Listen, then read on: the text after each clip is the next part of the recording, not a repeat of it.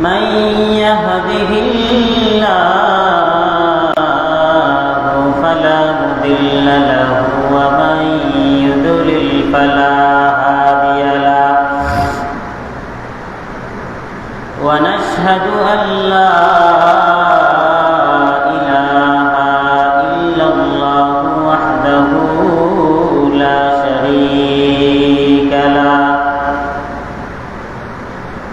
لا ضد له ولا ند له ولا مثل له ولا مثال له ونشهد أن سيدنا وسندنا وحبيبنا وحبيب ربنا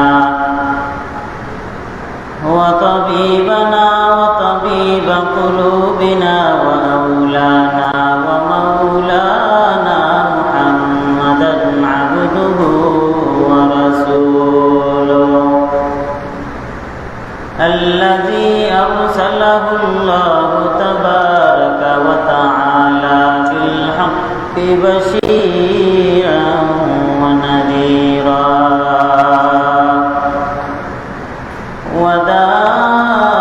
وداعيا إلى الله بإذنه وسراجا منيرا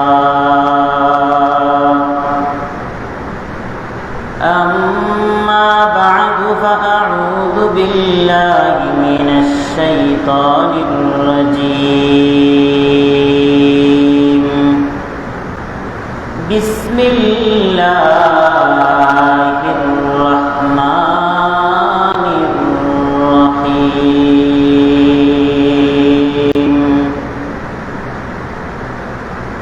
إن جهنم كانت مرصادا صدق الله مولانا العظيم صدق رسوله النبي الأمي الكريم ونحن على ذلك لمن الشاهدين والشاكرين والذاكرين والحمد لله رب العالمين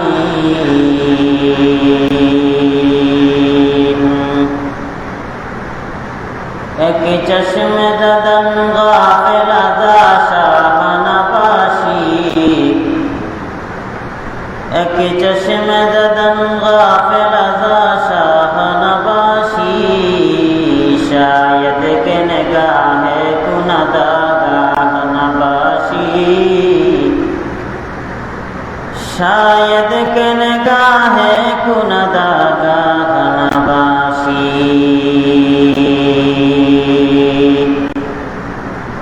उल्फत में बराबर के वफा हो के जफा हो उल्फत में बराबर के वफा हो के जफा हो हर चीज में लज्जत है अगर दिल में मजा हर चीज में लज्जत है अगर दिल में मजा हो तो दिल में तू आता है समझ में नहीं आता तो दिल में तू आता है समझ में नहीं आता बस जान लिया मैं तेरे पहचान ही है बस जान लिया मैं तेरे पहचान ही है আলহামদুলিল্লাহ আল্লাহ রাব্বুল ইজ্জত ওয়াল জালালের দরবারে আমরা শুকরিয়া জ্ঞাপন করছি যে আল্লাহ সুবহানাহু ওয়া তাআলা আমাদেরকে অত্যন্ত মায়া করে মুহাব্বত করে ভালোবেসে আল্লাহর ঘর মসজিদের মধ্যে আসা আর বসার তৌফিক আমরা প্রত্যেক জুমায় ধারাবাহিক কথা বলার চেষ্টা করি, বিভিন্ন বিষয় কেন্দ্রিক আলাদা আলাদা বয়ান করার চেষ্টা করি। আজকের জুমায়ও আমরা একটা বিষয় নিয়ে কথা বলবো ইনশাআল্লাহ, আর সেই বিষয়টি হলো জাহান্নামের ভয়াবহ শাস্তি।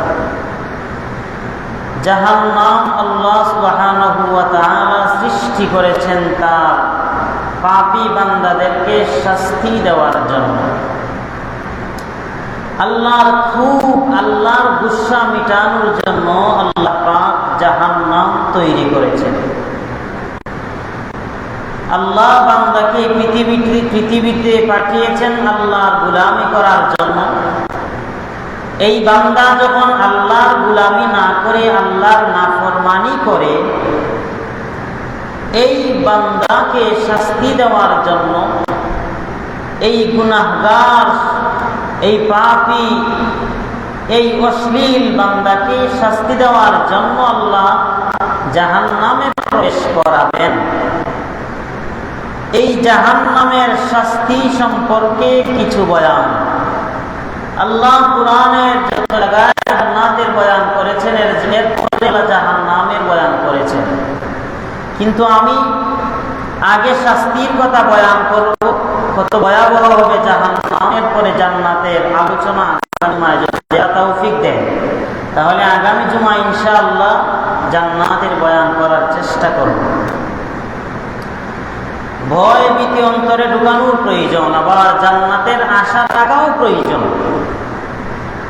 জাহান্নামের ভয় প্রত্যেকটা মানুষের অন্তরে থাকার প্রয়োজন, অন্যথায় তার মধ্যে আল্লাহর ভয় ভীতি তৈরি হবে না, আল্লাহর ইবাদত গোলামি বন্দেগী করার প্রতি উৎসাহ প্রেরণা জন্ম নিবে না। জাহান্নাম বড় ভয়ঙ্কর জায়গা। আমার তিলাওয়াতকৃত আয়াতের মধ্যে আল্লাহ বলেন, ইন্না জাহান্নামা কানাত মিরসাদা। জাহান্নাম ওত পেতে বসে আছে। জাহান্নাম ওত পেতে বসে আছে। এটা হলো, মনে করেন দুইটা ছেলে পাশাপাশি দাঁড়ানো আছে, দুজন একসাথে দৌড় দিবে, কে কার আগে গিয়ে পৌঁছবে, কে কার আগে গিয়ে পৌঁছবে, এই উদ্দেশ্যে দুইজন পাশাপাশি দাঁড়ানো দৌড় দিবে। দৌড় দেওয়ার জন্য কেউ যখন বাঁশিতে ফু দেয়, যে বাঁশিতে ফু দেওয়ার সাথে সাথে দৌড় দিবে, এমন সময় বাচ্চারা যেভাবে দৌড় দেওয়ার জন্য ওত পেতে বসে থাকে, ঠিক তেমনি ভাবে জাহান্নাম ওত পেতে বসে আছে তার শাস্তি যাদেরকে দিবে তাদেরকে তার ভেতরে ঢুকানোর জন্য। জাহান্নাম ওত পেতে বসে আছে যাদের তার পাপী যারা আছে, শাস্তিপ্রাপ্ত আসামি যারা আছে, আসামিদেরকে তার ভেতরে ঢুকানোর জন্য ওত পেতে বসে আছে, যাতে জাহান্নামের ভেতরে শাস্তিওয়ালা বান্দারা যায় আর তাদেরকে শাস্তি দিতে পারে। কেমন জাহান্নাম? যেই জাহান্নাম ওত পেতে বসে আছে। জাহান্নামের স্তর আছে 7টি। জাহান্নাম একটা নামও হলো জাহান্নাম। এই জাহান্নামের মধ্যে গুনাহগার অনেক মুমিন আছে, অনেক বিশ্বাসী বান্দা আছে গুনাহগার, তাদেরকে ওই জাহান্নামে শাস্তি দেওয়া হবে। এক পর্যায়ে তাদেরকে আল্লাহ ক্ষমা করে আবার জান্নাতও দিবেন। আরেকটা জাহান্নাম আছে, সেই জাহান্নামের নাম হলো লাজা। এই লাজা নামক জাহান্নামের মধ্যে যারা কুফরি করে তাদেরকে এই জাহান্নামের মধ্যে শাস্তি দেওয়া হবে। যদিও মুফাসসিরিনে কেরামদের মধ্যে কোন জাহান্নামে কোন অপরাধীকে শাস্তি দেওয়া হবে এই সম্পর্কে অনেক মতানৈক্য পাওয়া যায়, অনেক মতামত পাওয়া যায়, কিন্তু সারসংক্ষেপ আমি কিছু কথা বলার চেষ্টা করছি যে কোন জাহান্নামে কোন অপরাধীকে শাস্তি দেওয়া হবে। জাহান্নামের একটা স্তরের নাম হলো হুতামা। এই হুতামা নামক জাহান্নামের মধ্যে যারা পথভ্রষ্ট, যারা গুমরাহ হয়ে গেছে, হেদায়েতের লাইন থেকে লাইনচ্যুত হয়ে গেছে, হেদায়েতের লাইন থেকে বেপথে চলে গেছে, তাদেরকে এই হুতামা নামক জাহান্নামের মধ্যে শাস্তি দেওয়া হবে। আরেকটা স্তরের নাম আছে, সেটা হলো সাঈর। এই সাঈর নামক জাহান্নামের মধ্যে যারা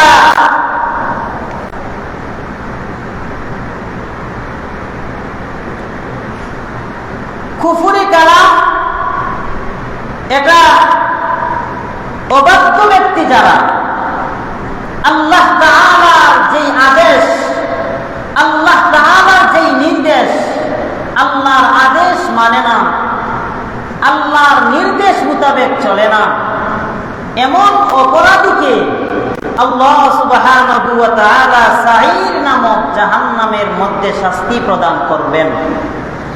আবার আরেকটা জাহান্নামের নাম হলো সাকার। এই সাকার নামক জাহান্নামের মধ্যে যারা নামাজ পড়ে নাই, নামাজ ত্যাগ করেছে, এরপরে দানশীলতা পরিত্যাগ করেছে, দান করে নাই, সদকা করে নাই, আবার নামাজ পড়ে নাই, এই সমস্ত জাহান্নামীদেরকে সাকার নামক জাহান্নামে শাস্তি দেওয়া হবে। আরেকটা জাহান্নাম, সেটা হলো জাহিম। এই জাহিম নামক জাহান্নামের হাবিয়া, এই হাবিয়া হলো সর্বনিম্ন জাহান্নাম। এই জাহান্নামের মধ্যে মুনাফিক যারা, মুনাফিক কারা? যারা কথা বললে মিথ্যা বলে, যাদের সাথে কথা বললে ঝগড়া করে, যারা ওয়াদা ভঙ্গ করে, যারা একজনের কথা আরেকজনের পেছনে গিয়ে লাগায়, তাদেরকে মুনাফিক বলা হয়। আর মুনাফিকদের ব্যাপারে স্বয়ং আল্লাহ বলেছেন, ইন্নাল মুনাফিকিনা ফিদ দারকিল আসফালি মিনান নার। আল্লাহ সুবহানাহু ওয়া তাআলা মুনাফিকদেরকে জাহান্নামের সর্বনিম্ন স্থানে মুনাফিকদেরকে প্রবেশ করাইবেন। এজন্য এই জাহান্নামের 7টা স্তরের মধ্যে বিভিন্ন বিভিন্ন অপরাধীকে শাস্তি দেওয়া হবে। কেমন জাহান্নাম? যেই জাহান্নাম মত পেতে বসে আছে তার আসামীদেরকে শাস্তি দেওয়ার জন্য। একটু জাহান্নামের পরিচয়টা নেন। কেমন জাহান্নাম, কেমন জাহান্নাম? মায়া নবী আমার ওই জাহান্নামের বর্ণনা দেয়। নবী জাহান্নামের বর্ণনা দিতে গিয়া অসংখ্যবার নবী চোখের পানি ফালায়া ফালায়া কান্না করেছেন। কেমন জাহান্নাম? মুসলমানে কেরাম দুনিয়ার ময়দানে বিল্ডিং বানাইতে গিয়া যখন দুনিয়ার ময়দানে দেখবেন, দুনিয়ার ময়দানে দেখবেন বিল্ডিং বানাইতে গিয়া যখন ইট ব্যবহার করা হয়, এক একটা ইটের সাইজ মোটামুটি 1 হাতের মধ্যে নেওয়া যায়। 1 হাতের মধ্যে একটা ইট কিন্তু বহন করা যায়। আবার স্বাভাবিক পর্যায়ের একটা ইটটাকে দুনিয়ার ময়দানে বহু আল্লাহর বান্দা অসংখ্য ইট তার হাতের মধ্যে নিতে পারে। দুনিয়ার ময়দানে একটা ইট ছোট হয়, বিল্ডিং বানানোর ইট ছোট হয়, কিন্তু জাহান্নাম বানানোর জন্য আমার আল্লাহ যেই ইট ব্যবহার করেছেন, এক একটা ইটের এক পার্শ্ব থেকে অপর পার্শ্বে যাইতে 40 বছর সময় লাগবে। 40টা বছর সময় লাগবে। মুসলমানে কেরাম কথাটা বুঝেন আজকের বয়ান জাহান্নামের শাস্তি। একটা ইট জাহান্নাম বানানোর জন্য যে ইট ব্যবহার করা হয়েছে, এই ইটের একটা ইটের এক পার্শ্ব থেকে অপর পার্শ্বে যাইতে গিয়ে কয় বছর সময় লাগবে? কথা বলেন, আর কি জুড়ে বলেন? 40 বছর সময় লাগবে। মুসলমানে কেরাম তাহলে আবার চিন্তা করেন কত ভয়ঙ্কর এই জাহান্নাম, কত বড় বিল্ডিং ওয়ালা, কত বড় মজবুত ওয়ালা এই জাহান্নাম। দুনিয়ার ময়দানে আপনারা দেখবেন অনেক সময় অনেক অপরাধী জেল থেকে বাহির হয়ে আসে, এমন নজির পাওয়া যায়। কিন্তু একটু চিন্তা করেন, একটা ইট যদি 40 বছর যাওয়ার সময় অতিক্রম করার মতো হয়, এমন ইটওয়ালা জাহান্নাম থেকে বাহির হওয়া কখনো কি সম্ভব? কখনো সম্ভব না। আমার মুসলমানে কেরাম এবার বুঝেন এই জাহান্নামের গভীরতাটা কত বেশি হবে। আমার মুসলমানে কেরাম একবার মায়া নবীর সামনে সাহাবায়ে কেরামরা বসা থাকা অবস্থায় হঠাৎ করে একটা বিকট আওয়াজ হয়ে গেল। আমার নবী বললেন, ও সাহাবায়ে কেরাম,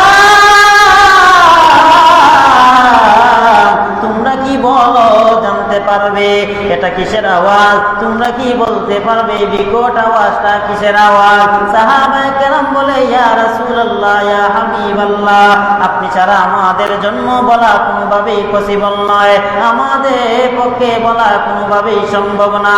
মুসল্লিয়ানে কেরাম ভালো করে বুঝেন। এবার আমার নবী বর্ণনা দেয়, ও সাহাবায়ে কেরাম শুনো রে, আজ থেকে 70 বছর আগে আমার আল্লাহ জাহান্নামকে কেন্দ্র করে একটা পাথর নিক্ষেপ করেছিলেন। আজ থেকে 70 বছর আগে যেই পাথরটা ছেড়েছিলেন জাহান্নামকে লক্ষ্য করিয়া, এই পাথরটা তার ঘুরায় আসতে আসতে 70 বছর সময় লেগে গেছে। আপনারা কি বিষয়টা বুঝতে পারতেছেন? আপনারা এখানে বসে একটু গভীর মনোযোগ দেওয়ার চেষ্টা করিয়েন, কারণ কথাগুলো দেওয়া হয় আপনাদেরকে অনেক অনেক অনেক বেশি মুতালা করার মাধ্যমে। আমরা যখন এই বিষয়গুলা বলতে গিয়া অনেক বেশি চেষ্টা মুজাহাদা করি, আর যখন এগুলা অনেক আকর্ষণের সাথে শোনা না হয় তখন আলাদা একটা কষ্ট লাগে। কারণ আমি তো আপনাদের জন্য রেডি করে, আপনারাই তো শুনতে হবে। জাহান্নামকে লক্ষ্য করে আল্লাহ একটা পাথর নিক্ষেপ করলেন, উপর থেকে পাথর ছাড়লেন। এই পাথর জাহান্নামের মূল খুঁজতে গিয়া 70টা বছর শূন্যের উপরে ছিল। 70 বছর পরে জাহান্নামের মূলে পাথরটা আসিয়া লাগছে। আপনারা কোন চিন্তা করেন এই জাহান্নামের গভীরতাটা কত বেশি? 20 তলা উপর থেকে যদি একটা মানুষ নিচের মধ্যে পড়ে, 1 মিনিটও সময় লাগে না। 1 মিনিটও সময় লাগে না। 20 তলার উপর থেকে 1 মিনিটও সময় লাগে না নিচে পড়তে। এখন বুঝেন, একটা পাথর ছাড়া হয়েছে 70 বছর আগে, আর 70 বছর পর তার মুরা খুঁজে পেয়েছে। মুসল্লিয়ানে কেরাম এবার চিন্তা করেন কত ভয়ঙ্কর জাহান্নাম। এই জাহান্নাম কত বেশি ভয়ঙ্কর। এমন জাহান্নাম, নবী বলেন, এমন জাহান্নাম পেশে বসে থাকবে তার অপরাধীদের জন্য। আমার আল্লাহ বলেন, ইন্না জাহান্নামা কানাত মিরসাদা, জাহান্নাম পেতে বসে আছে। কারা বসে আছে? হাদিসের মধ্যে নবী বলেন 19 জন ফেরেশতা ও পেতে বসে আছে। 19 জন ফেরেশতা ও পেশে বসে আছে জাহান্নামের মধ্যে শাস্তি দেওয়ার জন্য। এবার কথাটা একটু মনোযোগ সহকারে বোঝার চেষ্টা করেন। যেই ফেরেশতাগুলা জাহান্নামে শাস্তি দিবে, এই ফেরেশতাগুলার শরীরে কেমন শক্তি হবে? আমার নবী বলেন, আসমান এবং জমিনের মধ্যখানে যত মানুষ এই জমিনের মধ্যে আছে, এই সমস্ত মানুষের শক্তি যদি এক জায়গায় জমা করা হয়, জাহান্নামের শাস্তি দেনেওয়ালা 19 জন ফেরেশতার একজন ফেরেশতার শক্তির 16 ভাগের মাত্র 1 ভাগ হবে। আপনারা কথা বুঝেন নাই মনে হয়, আবার বুঝেন। এই পৃথিবীতে যত মানুষ আছে, সব মানুষের শক্তি এক জায়গায় জমা করলে যতটুকু হবে, জাহান্নামের শাস্তি যাই সমস্ত ফেরেশতারা দিবে, একজন ফেরেশতার শরীরে যেই শক্তি থাকবে, দুনিয়ার সমস্ত মানুষের শরীরের শক্তি তাদের 16 ভাগের 1 ভাগ হবে। আশ্চর্য লাগে না? আশ্চর্য লাগে না? তাদের 16 ভাগের একজন ফেরেশতার শরীরে যে শক্তি থাকবে, তাম পৃথিবীর মানুষের শরীরের শক্তি তাদের 16 ভাগের 1 ভাগ। মুসল্লিয়ানে কেরাম, এমন ফেরেশতারা ওত পেতে বসে থাকবে শাস্তি দেওয়ার জন্য। এবার ভালো করে বুঝেন কেমন ভাবে ওত পেতে বসে থাকবে, আর কি নিয়ে ওত পেতে বসে থাকবে। আমার মুসল্লিয়ানে কেরাম, যখন আমরা জাহান্নামের মধ্যে যাব, প্রথমে আল্লাহর কাছে দোয়া করি, আল্লাহ আমি সহ এই গ্রামের প্রত্যেকটা মানুষদেরকে জাহান্নামের আযাব থেকে বাঁচাও। জুড়ে বলেন আমিন। আমার মুসলমানে কেরাম ভালো করে বোঝেন, এই জাহান্নাম কি নিয়ে বসে থাকবে? জাহান্নামের মধ্যে আগুন থাকবে, আগুন। এই জাহান্নামের আগুন পেতে বসে থাকবে। কেবলমাত্র আমরা প্রবেশ করব আর আমাদেরকে পাকড়াও করা শুরু করিয়া দিবে। ও আমার মুসল্লিয়ানে কেরাম, এই আগুনটা আবার দুনিয়ার আগুনের মতো না। আমার নবী বলেন দুনিয়ার যেই আগুন, দুনিয়ার আগুনের চাইতে জাহান্নামের আগুনের পাওয়ার 69 গুণ বেশি হবে। বুঝেন নাই? দুনিয়ার যে আগুন, দুনিয়ার আগুনের চেয়ে জাহান্নামের আগুনের পাওয়ার 69 গুণ বেশি। কত বেশি পাওয়ারফুল, কত বেশি পাওয়ারফুল! দুনিয়ার 1 গুণ সহ পুরা 70 গুণ তাপমাত্রা থাকবে এই জাহান্নামের আগুনে। আমার মুসল্লিয়ানে কেরাম খুব ভালো করে বুঝেন, এই যে এত পাওয়ারফুল জাহান্নাম, আমার আল্লাহ এই আগুনটা আবার 1000 বছর জ্বালাইলেন। 1000 বছর জ্বালাইতে জ্বালাইতে এই আগুনের কালার হয়ে গেছে লাল। আবার এই আগুনটাকে আবার জ্বালাইলেন, জ্বালাইতে জ্বালাইতে এই আগুনের কালার হয়ে গেছে সাদা।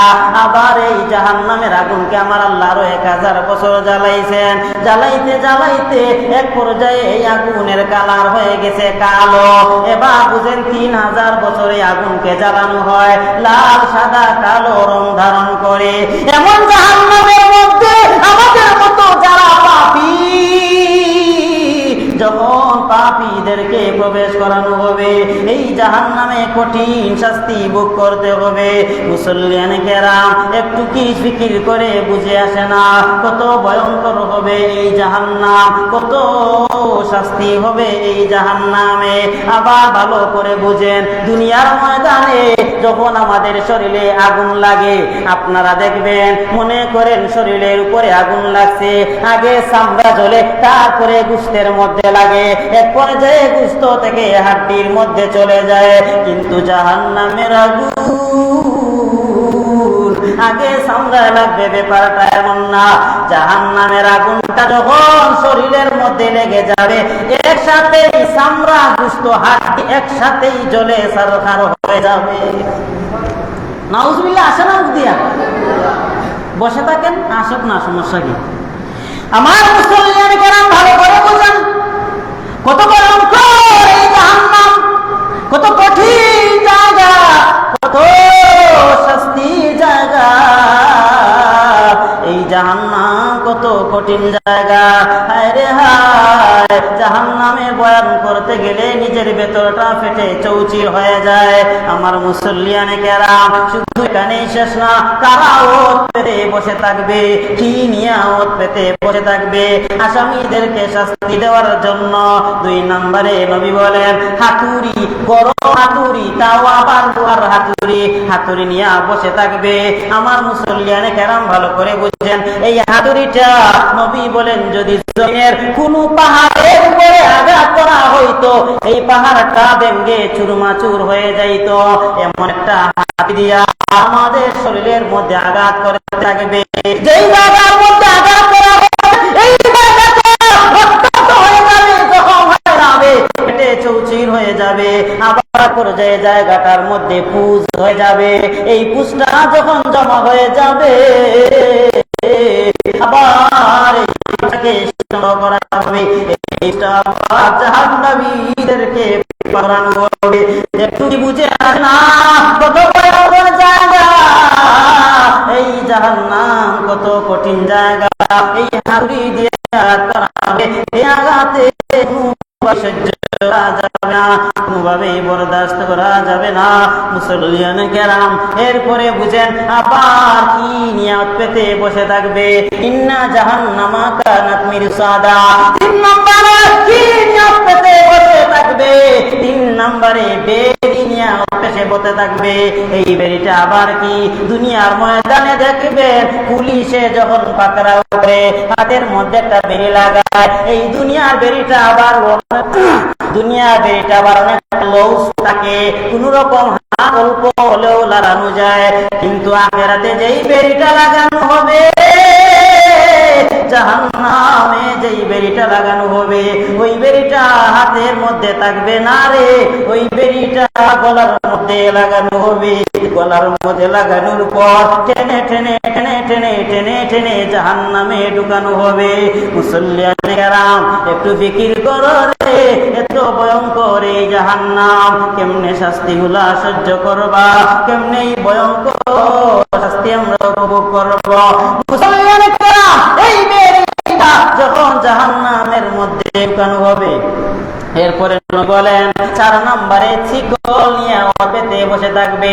এই শিকলটা আবার কি ভালো করে বুঝেন, এই শিকলটা আবার দুনিয়ার শিকলের মতো না। আমার নবী বলেন এক একটা শিকল জমিন থেকে আসমান পর্যন্ত লম্বা হবে। আখিরাতের হিসাব অনুযায়ী এক একটা শিকল 70 গজ লম্বা হবে। এবার বলবেন হুজুর গজর হিসাব তো অনেক ছোট, 70 গজ লম্বা আবার কতটুকু হবে? এবার ভালো করে বুঝেন, দুনিয়ার 4টা শিকল এক জায়গায় জমা করে যতটুকু হবে, আখিরাতের শিকলের মাত্র 1 গজ হবে। নবী বলেন এক একটা গজ এত এত এত দীর্ঘ হয়ে যাবে, আবার 70 গজ লম্বা। এই শিকল দিয়া যখন আমাদেরকে পাকড়াও করা হবে, এই শিকলটা যখন পাকড়াও করা হবে, মুসলমানের কেরাম ভালো করে বুঝেন, মুসল্লিয়ানে কেরাম খুব গভীর ভাবে বুঝার চেষ্টা করেন। এই শিকল দিয়া যখন পাকড়াও করা হবে, কোনোভাবেই ছাড়ার কোনো সুযোগ নেই, কোনোভাবেই ছুটার কোনো সুযোগ নেই, কোনোভাবেই হাত থেকে রক্ষা পাওয়ার কোনো সুযোগ নেই। 70 জন, তাও আবার 70,000 ফেরেশতারা মিলিয়া জাহান্নামকে পাকড়াও করবে। 70,000 ফেরেশতারা মিলিয়া আবার 70,000 শিকল লাগাইয়া এই জাহান্নামকে পাকড়াও করতে চাইবে। জাহান্নামকে কোনোভাবে আটকানো যাবে না। জাহান্নাম এত দ্রুত বেগে সামনে আগাইতে থাকবে, ফেরেশতারা অনেক শক্তি ব্যয় করিয়াও জাহান্নামকে আটকাতে পারে না। 70,000 বেড়ি লাগাইবে, 70,000 শিকল লাগাইবে, 70,000 ফেরেশতা লাগাইয়া টান দিবে,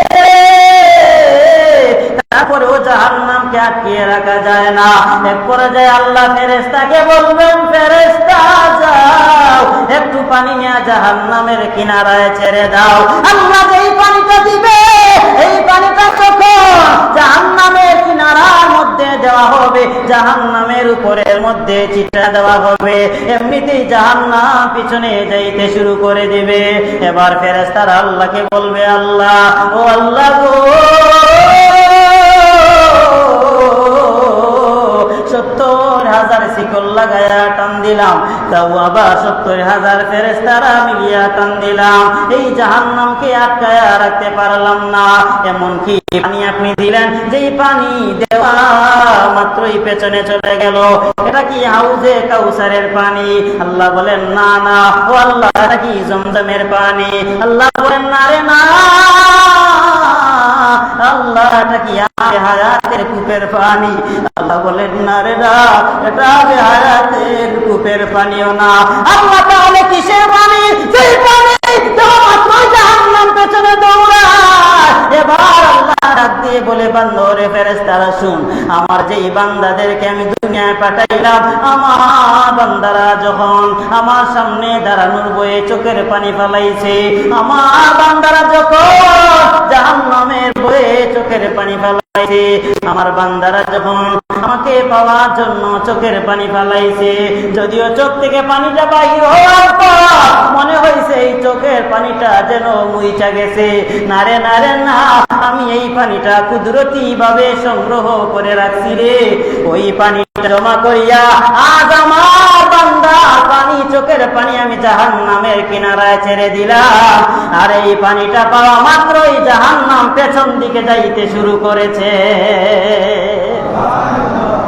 মুসলমান কেরাম, কত ভয়ঙ্কর জাহান্নাম, কত কঠিন জাহান্নাম! এই জাহান্নামকে 70,000 শিকল লাগায়া তাও আটকানো যায় না, 70,000 ফেরেশতা মিলিয়েও আটকাইতে পারে না, কিন্তু চোখের পানি অটোমেটিকলি আটকাইতে পারে। এজন্য আমার আল্লাহ বলেন, ওয়া আম্মা মান খাফা মাকাম রাব্বিহি ওয়া নাহান নাফসা আনিল হাওয়া ফাইন্নাল জান্নাতা হিয়াল মাওয়া। আল্লাহর সামনে দাঁড়ানোর ভয়ে কেউ যদি চোখের পানি ফেলায়, আমার আল্লাহ বলেন তার এই দাঁড়ানোর ভয়ে চোখের পানি ফালানোটাকেই আমি আল্লাহ তার জাহান্নামের মাধ্যম বানায় দিব। সুবহানাল্লাহ বলেন। এজন্য চোখের পানি ফালাও মুসলমানে কেরাম, যদি চোখের পানি না আসে একটু বাহানা করো রে, বাহানা করলে পর্যন্ত আল্লাহ খুশি হয়ে যায়। চোখের পানি তো আমাদের আসে না, দিল পাথর হয়ে গেছে, দিল শক্ত হয়ে গেছে, ভয়ঙ্কর কথা শুনলেও চোখে পানি আসে না। মনে করবেন অন্তরে রূপ জমা হয়ে গেছে, মনে করবেন অন্তরটা পাথরের মতো শক্ত হয়ে গেছে। এজন্য সব সময় আল্লাহর কাছে দোয়া করেন, আল্লাহ আমাকে কান্নাওয়ালা চক্ষু দাও, আখিরাতের ফিকিরওয়ালা কলব আমাকে দাও। আল্লাহর কাছে দোয়া করো, একদিন আমার আল্লাহ অবশ্যই কবুল কইরা নিবে। আমার মুসলমান কেরাম, এবার বুঝো এই জাহান্নামে কি পেতে বসে থাকবে। আমার আল্লাহ বলেন, ইন্না জাহান্নামা কানাত মিরসাদা, জাহান্নামের মধ্যে সাপ পেতে বসে থাকবে। এই সাপটা আবার কেমন হবে? আবার নবী বলে এক পাশে থেকে আরেক পাশে যাইতে পূর্ণ একটা মাস সময় লেগে যাবে। বড় বড় হাতির মতো, তার বড় বড় হাতির মতো হবে, উটের মতো এই সাপটা হবে। আমার মুসলমানে কেরাম, এই সাপ আমাদেরকে পাকড়াও করতে থাকবে। যেই জায়গার মধ্যে পাকড়াও করে, এই জায়গার মধ্যে 70,000 বছর পর্যন্ত ব্যথা করতে থাকবে। ব্যথা করতে করতে এক পর্যায়ে এই জায়গাটা কষে কষে কষে কষে জমিনে পড়েছে।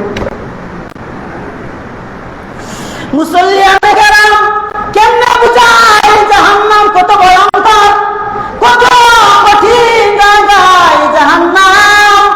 যদি আমরা জাহান্নামের একটা মানুষ যদি এই মজলিসের মধ্যে আসিয়া বসতো, আমার নবী বলেন জাহান্নাম থেকে পলায়ন করা কোনো জাহান্নামী যদি জমিনের মধ্যে আসতো, এই জাহান্নামী শরীরের দুর্গন্ধের কারণে অন্যান্য যত প্রাণী এই জমিনের মধ্যে বিচরণ করে সব মরে সাইকায় হয়ে যাইত। এটা গন্ধ সহ্য করতে পারত না। মুসলিয়ার কেরাম, এই জাহান্নাম কত ভয়ঙ্কর জায়গা। এর জন্য আমি বলি কি ভাই, এজন্য বলি কি ভাই, এই জাহান্নামের ভয় কাটো, জাহান্নামের ভয়ে নামাজে দাঁড়াও, জাহান্নামের ভয়ে কোনো হালাল খাবার খাও, জাহান্নামের ভয়ে কোনো আল্লাহকে পাকড়াও করো, এখন আমার নবীকে পাকড়াও করো। মুসলমানে কেরাম ভালো করে বুঝেন, এক পর্যায়ে যখন জাহান্নামের পেটে খিদা লাইগা যাবে, জাহান্নামী আল্লাহকে ডাকবে, আল্লাহ আমাদেরকে খাবার দাও। আল্লাহ জাহান্নামের আওয়াজ শুনে না, আল্লাহ জাহান্নামের আওয়াজ শুনে না। শত শত বছর যায়, হাজার হাজার বছর যায়, জাহান্নামীদের আওয়াজ আল্লাহ শুনে না। এক পর্যায়ে আল্লাহ যখন আওয়াজ শুনবে, এবার আল্লাহ ফেরেশতাদেরকে ঘোষণা করবে, তাকে দরিয়ে নামক একটা খাবার দাও। এই দরিয়ে নামক খাবারটা আবার কি?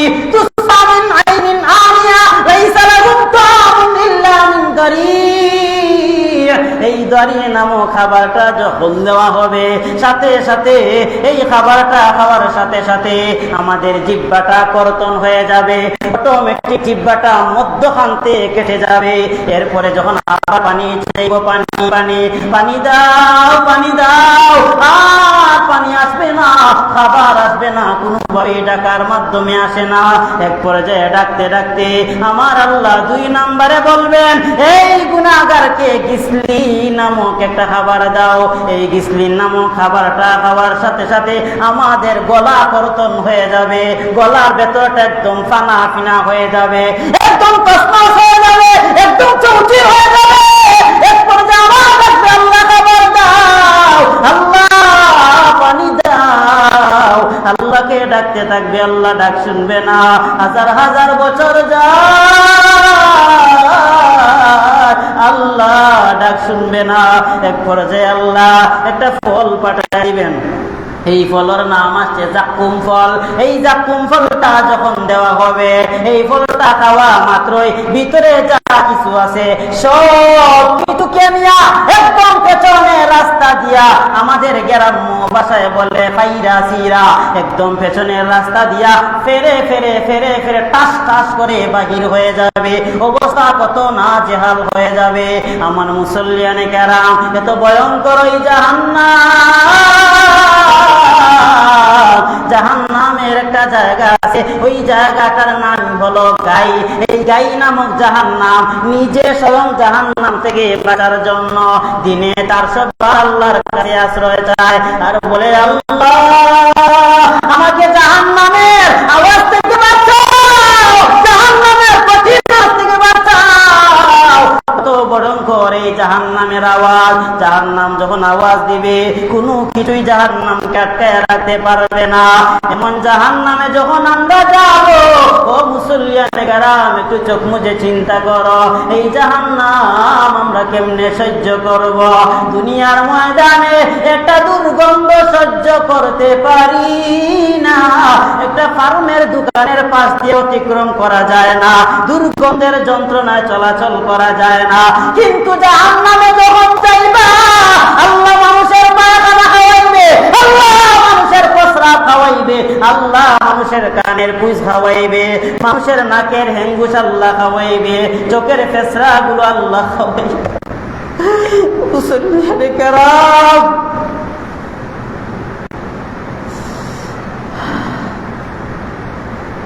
একটুটা চিন্তা করেন কত ভয়ঙ্কর হালত হবে, কত ভয়ঙ্কর হালত হবে। কেমনে এই সমস্ত জিনিস আমরা তখন পান করব? পান করার তো কোনো কুদরত নাই। নবী আমার জাহান্নামে নিজে গিয়েছেন, জাহান্নাম থেকে আসিয়া আমার নবী বসে বসে কান্না করে। ফাতেমা রাদিয়াল্লাহু আনহা আলীকে বলে, স্বামী আমার আসুন আমার বাবার সাথে সাক্ষাৎ করে আসি। ফাতেমা ওনার স্বামীকে নিয়ে ওনার বাবার সাথে সাক্ষাৎ করতে গেছেন। আমার নবীকে সাক্ষাতে গিয়েছেন, নবী কান্না করে, নবী চোখ দিয়ে অজস্রে পানি পড়তে আছে। আমার নবীকে প্রশ্ন করে, ও বাবা আপনি কিসের জন্য কান্না করেন একটু জানায়া দাও। আমার নবী কোনো কথা বলে না। ফাতেমা নিজ থেকে প্রশ্ন করে, বাবা আমার আপনি কি আপনার নাতি হাসান হুসাইনের জন্য কান্না করেন? নবী বলে, না না। ও নবী, ও আমার বাবা আপনি কার জন্য কান্না করেন? আপনার সাহাবী আবু বকর। আমার বলি, নবী বলে, না না। আপনার সাহাবী উমর? নবী বলে, না না। আপনার সাহাবী উসমান আলী? নবী বলে, না না। তাহলে কার জন্য কান্না করো বলো? আমার মায়া নবী এবার ডাক দিয়া শোনায়া দেয়, ও ফাতেমা জানো আমি জাহান্নামের মধ্যে গিয়েছিলাম, জাহান্নামের মধ্যে গিয়ে স্বয়ং চক্ষে আমি বেশিরভাগ নারীদেরকে দেখিয়ে আসিলাম। কারণ ওই নারীরা দুনিয়ার ময়দানে এত বেশি গীবত করে, দুই তিনটা নারী এক জায়গায় হলে গীবতের বাজার হয়ে যায়।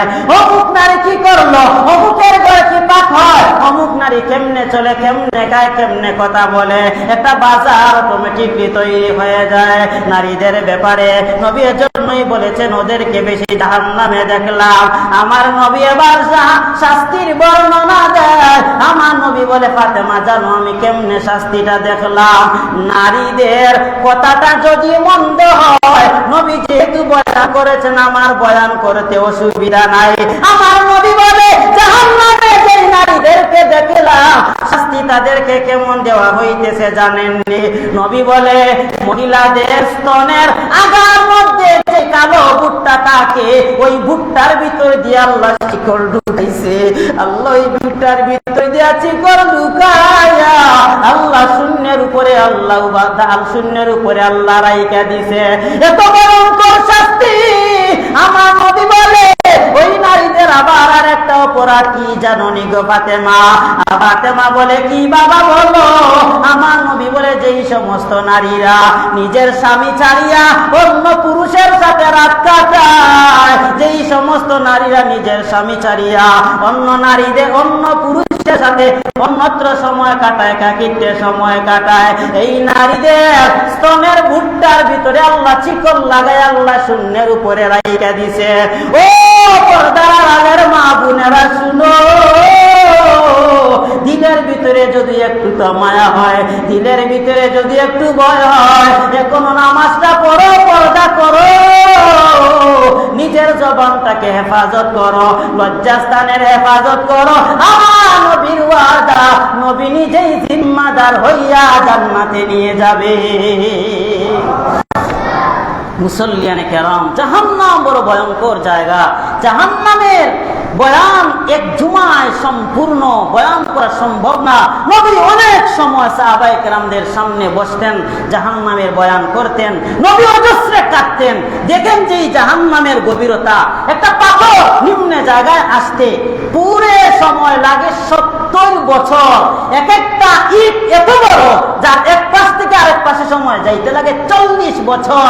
এমন জাহান্নামে আল্লাহ ঢুকাইয়া আল্লাহ বেরি লাগাইবে, চিকন লাগাইবে, সাপ দিবে, আগুন দিবে। এরপরে 19 জন শাস্তি দেনওয়ালা ফেরেশতার মাধ্যমে আল্লাহ কঠিন শাস্তি দিবে। যখন অনেক জাহান্নামীরা সহ্য করতে পারবে না, জাহান্নাম থেকে বাহির হয়ে যখন বাহির হতে চাইবে, তখন ফেরেশতারা কিছু থাকবে, গরম গরম হাতুড়ি নিয়ে দাঁড়ানো থাকবে, এক একটা বাড়ি মাথার উপরে দিবে, টাস টাস করে উঠবে। জাহান্নামের এমন শাস্তি পেয়ে আবার দৌড়ে ভিতরে যাইতে থাকবে। এক একটা পাহাড়ের উপরে উঠানো হইবে, পাহাড়ের উপর থেকে ফেরেশতারা ধাক্কা দিয়ে জমিনে ফালাইবে, একদম শরীর চূর্ণ বিচূর্ণ হয়ে যাবে। আবার একত্রিত করা হবে, আবার পাহাড়ের উপরে তোলা হবে, আবার জমিনে ধাক্কা দিয়ে ফেলা হবে। কিসের জন্য এই দুনিয়া? কি বাহাদুর, কি অহংকার! বারবার বুঝানো হয়, আসো জান্নাতের পথে আসো, আসো নামাজের পথে আসো। তারপরেও নামাজ নাই, তারপরেও আমাদের খেলতে হয়, তারপরেও আমাদের অন্যায় পথে চলতে হয়, বেপরদায় চলতে হয়, চোখের দিকে তাকায় থাকতে হয়, লজ্জা হয়, কষ্ট হয়। কেন আমরা দুনিয়া আসলাম? কিসের জন্য আসলাম? আল্লাহর উদ্দেশ্য কি? আমরা করতেছি কি? আফসোস হয়, আপনাদের পায়ে ধরছি, আসেন নামাজের দিকে আসেন। যখন আপনারা গুনার মধ্যে থাকেন, এই দুই চোখ যখন দেখে, তখন মনে মনে মনে আল্লাহ যখন আমাকে প্রশ্ন করবেন, এদের তো ইমাম ছিলে তুমি, তুমি তো দেখেছো সাক্ষী দাও তাদের বিরুদ্ধে, তখন আমি কি জবাব দেব আল্লাহর কাছে? কি বলবো আমি আল্লাহর কাছে? আল্লাহর ওয়াস্তে নামাজটা পড়েন, আল্লাহর ওয়াস্তে আল্লাহর রাস্তায় আসেন। তাবলিগ জামাতের ভাইয়েরা আসিয়া ধারে ধারে ধারে ধারে ঘুরে, আমি বলবো তাবলিগ জামাত আসার প্রয়োজন কি? আমার প্রতিজুমার বয়ান গোলা কর্ণকুহরে ঢুকান, আমার প্রতিজুমার বয়ান গোলা কর্ণকুহরে ঢুকান, হেদায়েতের জন্য যথেষ্ট। হেদায়েতের জন্য এত এত এত এত দিনই লোকের আসতে হয় না, কথা মানলে একজনের কথাই যথেষ্ট। আমার মুসল্লিয়ান কেরাম, এখানেই আমার কথা শেষ। সময় কত হয়েছে পরিপূর্ণ জানি না, এখানে সময় একটু হালকা কম আছে, আমারটা 20 বাজতেছে। আচ্ছা যাই হোক, আমি 4-5 মিনিটের ভিতরে আমি একটা মাসালা বলি। এই মাসালাটা আমাদের খুবই জানা জরুরি। আজ এখানে আসার পরে এই গত 2 সপ্তাহের ভিতরে তালাক প্রায় 3টে আপনাদের গ্রামে। এই সমস্ত ভয়ঙ্কর অপরাধী গ্রামের মধ্যে আল্লাহ প্রদত্ত শাস্তি নাজিল হয়। এই মাসালাগুলো একটু বোঝার দরকার, একটু সময় যাবে। 4-5 মিনিটের ভিতরে আমি সময় শেষ করতেছি। তালাক জায়েজ বিষয়ের মধ্যে সর্বনিম্ন জায়েজ বিষয় হলো তালাক। তালাক কেন দেওয়া হয়েছে, এটার প্রয়োজনটা কি? মুসল্লিয়ানে কেরাম জানেন।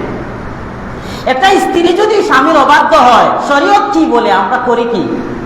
শরীয়ত বলে একটা স্ত্রী তোমার অবাধ্য হয়ে গেছে, তাকে বুঝাও। বলবেন হুজুর বুঝ মানে না।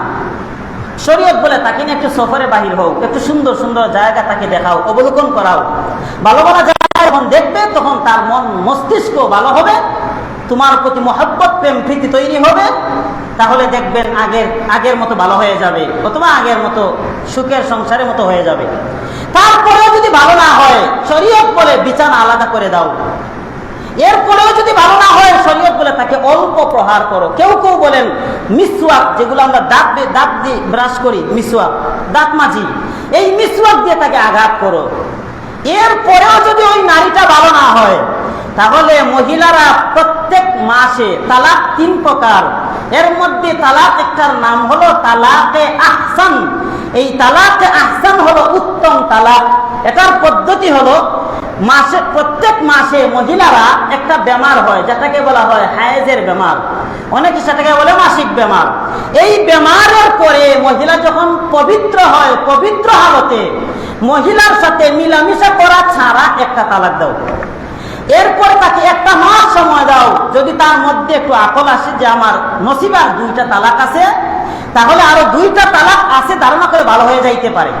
যদি ভালো না হয় তাহলে পরের মাসে আবার যখন অপবিত্রতা থেকে অর্থাৎ অসুস্থতা থেকে ভালো হবে তখন তাকে আরেকটা বসাও। 2 নম্বর মাসে যদি ভালো না হয় 3য় নম্বর মাসে এই বেমার থেকে ভালো হওয়ার পরে আরেকটা তালাক দিয়া তারপরে তাকে উত্তম ভাবে বিদায় দাও। এটা হলো শরীয়তের পদ্ধতি। আর আমরা কি করি, একসাথে 3টা 4টা 5টা পারলে তার 14 গোষ্ঠী পর্যন্ত তালাক দিই। কথা বাস্তব না বাস্তব বলেন? বাস্তব না বাস্তব? আমাদের আফসোস হওয়া দরকার। আপনি জানেন এই তালাক কত ভয়ঙ্কর? আপনি জানেন এই তালাক কত ভয়ঙ্কর? কেউ কেউ এটা বলেন, যদি অনেকে বলেছেন দুর্বল রেওয়ায়াত, কিন্তু কেউ কেউ বলেন যে এই তালাক দেওয়ার মাধ্যমে আরশে আজিম পর্যন্ত কম্পন তৈরি হয়। কত ভয়ঙ্কর কথা! কেউ প্রত্যেকে আসে বলে হুজুর রাগের মাথা দিয়ে দিছি। আচ্ছা, আপনারা বলেন হাসি হাসি কেউ তালাক দেয়?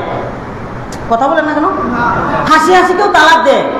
তালাক করে ভাই গরম মাথায় দেয়, তালাক তো রাগের মাথায় দেয়। এদের ব্যাপারে আমার উস্তাদ ক্লাসের মধ্যে বলতেন, একটা ঘরের মধ্যে ঢুকাও, দরজা লাগাও, ইচ্ছা মতে কতক্ষণ পিটাও, পিটাইতে পিটাইতে এক পর্যায়ে উঠিয়া বলো ভাই আমার রাগ উঠে গেছে, আপনাকে পিটাইছি কেমনে কইতে পারি না। এদের ব্যাপারে এমন শাস্তি হওয়া দরকার। তালাক দে, তাও আবার হাসি হাসি আসিয়া কর হুজুর আমি তো 2টা বসাইয়া দিছি। নাউজুবিল্লাহি মিন যালিক, নাউজুবিল্লাহি মিন যালিক। মুসল্লিয়ানে কেরাম একটা মাসালা বুঝেন। আপনি একসাথে 3 তালাক দিয়েছেন, একদিকে গুনার কাজ, অন্যদিকে তালাকটা পতিত হয়ে যাবে। তালাকটা যখন পতিত হয়ে গেল, এই নারীকে ফিরানোর পদ্ধতি আর নাই। এখন কেমনে ফিরাইতে হবে শুনেন। এই পদ্ধতিতে জীবনে কেউ আর ফিরায় না। পদ্ধতিটা কি? এই নারী 3 মাস 10 দিন ইদ্যত পালন করতে হবে। এই ইদ্যতটা আবার কি? এই স্বামীর কোনো সন্তান তার গর্ভে আছে কিনা না এটার পরীক্ষা। 3 মাস 10 দিন ইদ্যত পালন করার পরে এই নারীকে অন্যত্র জায়গায় বিয়ে দিতে হবে।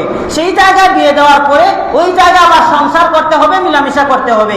ওই জায়গায় যদি কোনো মনোমালিন্যতা হয় ওই স্বামী তালাক দিতে হবে। আবার ওই জায়গায় 3 মাস 10 দিন ইদ্যত পালন করতে হবে, ওই স্বামীর কোনো সন্তান গর্ভে আছে কিনা না। এরপরে যখন তুমি যদি চাও প্রথম স্বামী আবার বিয়ে করতে পারবে। এই পদ্ধতিতে কেউ কখনো বিয়ে করে? একটু কথা বলেন, করে? 3টা দিছে, মিথ্যা কথা আসে আমাকে বলবে হুজুর 2টা দিছি। এখন আবার অনেকে বলবে আমরা তো নিজ কানে শুনলাম 3টা দিছে, তাহলে হুজুর কেমনে এটা মিলাইয়া দিল? এখন বুঝেন, আমি ফতোয়া করেছি, আমি ইফতার করেছি। ইফতার উসুল কি বুঝেন? যিনি তালাক দিবেন উনার কথাই গ্রহণযোগ্য, আশেপাশের সাক্ষী গ্রহণযোগ্য না। শরীয়ত কেন এটা বলেছে? হতে পারে আশেপাশের সাক্ষী যারা তারা দুশ্মন, তোমার দুশ্মন, তুমি দিয়েছো 2টা, তারা দুশ্মনী করে 3টার কথা বলে তোমার সংসার বিচ্ছিন্ন করে দিয়েছে, হতে পারে। এজন্য শরীয়ত বলে যে তালাক দিছে সে যদি 3কে 2 বানাইয়া আমার কাছে বলে আমার ফতোয়া 2 তালাকের উপরে হবে, এতে যদি সে 3 তালাকে 2 তালাক বানায় মরণের আগ পর্যন্ত প্রতিদিন জিনার গুনাহ তার হবে। আউযুবিল্লাহ না নাউযুবিল্লাহ? মরণের আগ পর্যন্ত প্রতিদিন জিনার গুনাহ। একটা বেগানা নারীর দিকে রাত কাটাইলে যেভাবে গুনাহ, একটা অচেনা মহিলার সাথে রাত কাটাইলে যেভাবে অপরাধ, ঠিক তদ্রূপ ভাবে মরণের আগ পর্যন্ত তার প্রতি রাত গুনাহ হতে থাকবে। এর সাথে তাকাইবে গুনাহ, একে দেখবে গুনাহ। আপনারা জানেন 4-5 তালাক প্রাপ্ত নারীরা সংসার করতেছে আপনাদের গ্রামে। এটার জন্য শাস্তি আছে, গজব আছে আল্লাহ। ডাইরেক্ট অবৈধ একটা পরিবার, একদম অবৈধ একটা পরিবার, যত জীবন সংসার চলবে এত জীবন একটা গুনাহ হইতে থাকবে, হইতে থাকবে, হইতে থাকবে। কেন রে ভাই তালাক দিতে হবে? যেই তালাক প্রাপ্ত নারীকে নিয়ে সংসার চালাইতেছেন, এমন নারীকে হারাল অবস্থায় চালাইলে অসুবিধাটা কি ছিল? গরমের মাথায় 3টা দিচ্ছেন, ভালো কথা, তাহলে ছেড়ে দাও, ওখানে আবার সংসার করো কেন? ওখানে সংসার করতে গিয়ে প্রতিদিন যে গুনাহ হইতেছে, এমনিতেই তো আমল নামায় গুনায় ভরপুর, এই গুনাহ নিয়ে আবার আল্লাহর সামনে কি নিয়ে দাঁড়াইবা? আল্লাহর ওয়াস্তে মাথাকে ঠান্ডা করেন। প্রচন্ড গরম আসলে রাসূল বলেন ওযু করো। ওযুর মাধ্যমে মাথা ঠান্ডা না হইলে রাসূল বলেন গোসল করো। গোসলের মাধ্যমে যদি না আসে মাটির মধ্যে গড়াগড়ি করো, রাগ ঠান্ডা করো, লা তাগদাব, রাগ করো না। আর দুই এক কথার মাঝেই আমরা তিনটা বসায় দেই। আর তখন জায়েজ খুঁজার জন্য হুজুরের পিছে পিছে ঘুরি, 3 কে 2 বানাই, 2 কে 1 বানাই। আমার কোনো লস নাই। আপনারা আমাকে 2 বলবেন, আমি 2 এর সমাধান দিয়ে আসবো। এর পরবর্তীতে যতদিন পাপ হবে আপনাদের হবে, কারণ আপনি মিথ্যা কথা বলেছেন। আল্লাহ আমাদের সবাইকে সহি সমঝ দান করুন। এত ভয়ঙ্কর অপরাধ থেকে আমাদের সবাইকে আল্লাহ হেফাজতে রাখুন। আমিন। আরো জুড়ে বলেন। তালাক শব্দটা মুখে জীবনে আনবেন না। তালাকের ব্যাপারে আপনাদের ধারণা নাই। মুখে আনলে ঢং করে, তামাশা করে, রং করে, যে কোনো ভাবে তালাক মুখে আনেন, তালাক হয়ে যায়। আল্লাহ আমাদের সবাইকে তো ভয়ঙ্কর অপরাধ থেকে হেফাজত করুন। সবাই সুন্নত করি।